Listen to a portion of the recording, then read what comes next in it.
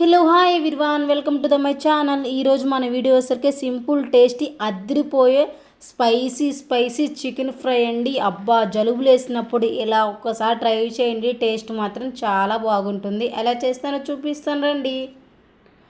Stove on చేసి గిన్నె పెట్టేసి 1 కప్పు ఆయిల్ వేసి కొంచెం బిర్యానీ దినుసులన్నీ వేసి బిర్యానీ దినుసు బాగా ఫ్రై అయిన తర్వాత 1 కప్పు ఆనియన్స్ వేసి మంచిగా గోల్డ్ కలర్ వచ్చేదాకా బాగా ఫ్రై చేసుకొని 1 టీ స్పూన్ అల్లం పేస్ట్ వేసుకొని 1 teaspoon salt 1 teaspoon పసుపు వేసి అట్లా కలిపేసి చికెన్ వేసామంటే అబ్బబ్బబ్బబ్బా, స్మెల్ అయితే భలే వస్తుందండి. ఒక్కసారి అలా చికెన్ని కలిపేసి మూత పెట్టేసి ఒక 10 నిమిషాలు అలా కుక్ చేసి మీడియం మంట మీద, చూసారు కదా వాటర్ అంతా ఎంత బాగా ఇంకిపోయాయో.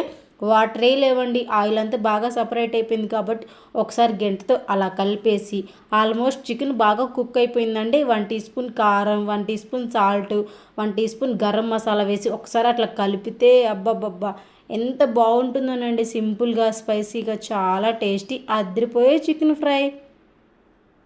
ఇంకా లాస్ట్లో 1 teaspoon garam masala, 1 teaspoon chicken masala, 1 teaspoon ధనియాల పౌడర్ వేసి అట్లా కలిపేస్తే చికెన్ ఫ్రై రెడీ. లాస్ట్లో ఫ్లేవర్ కోసం పచ్చిమిరకాయలు పచ్చివి అలా వేసుకొని కొంచెం కరివేపాకు వేసామంటే అబ్బబ్బబ్బబ్బా, ఎంత బాగుంటుందోనండి.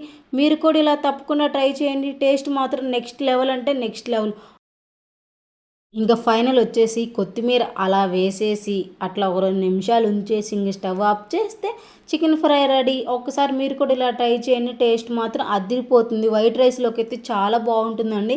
ఎప్పుడు బగారా రైస్లో కాకుండా వైట్ రైస్లోకి ఇలా స్పైసీగా పెట్టుకొని తింటే అబ్బబ్బబ్బా, ఎంత బాగుంటుందోనండి. మీరు కూడా ఇలా ట్రై చేయండి. మీ ఇంట్లో ఎలాగొచ్చిందో నాకు కామెంట్లో చెప్పండి.